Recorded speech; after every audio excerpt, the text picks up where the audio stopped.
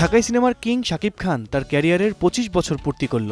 শাকিবের ক্যারিয়ারের রজত জয়ন্তী উপলক্ষে প্রকাশ হয়েছে তুফান সিনেমার আইটেম গান লাগে উড়াধুরা।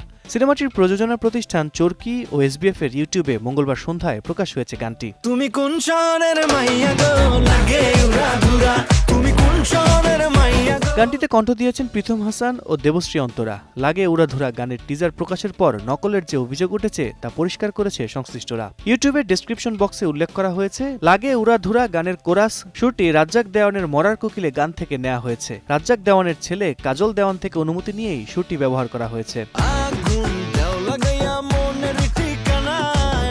গানের ভিডিওতে ডান্স ফ্লোর মাতিয়েছেন শাকিব খান ও কলকাতার মিমি চক্রবর্তী। শাকিবের নতুন লুক আর মিমির ফিগারে মজেছেন দর্শক। কমেন্টস বক্সের দিকে নজর দিলে তারই প্রমাণ পাওয়া যায়।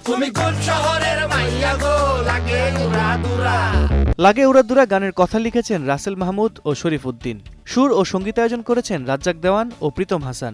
গানের শেষে চমক হিসেবে হাজির হয়েছেন তুফান সিনেমার নির্মাতা রায়হান রাফি নিজেই। 2 মিনিট 45 সেকেন্ডের গানটি ট্রেন্ডিংয়ে ভাসবে এমন প্রত্যাশা সাকিবিয়ানদের।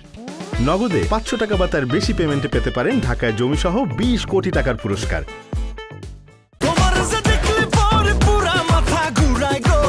ঈদুল আজহায় মুক্তির তালিকায় আছে তুফান সিনেমাটি। এ সিনেমার শুটিং শেষ করে রোববার দেশে ফিরেছেন শাকিব খান। 41 দিনে সিনেমাটির শুটিং শেষ হয়েছে বলে জানা গেছে।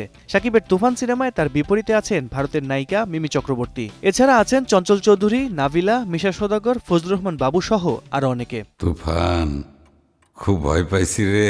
আল কাসির, সময় সংবাদ, ঢাকা।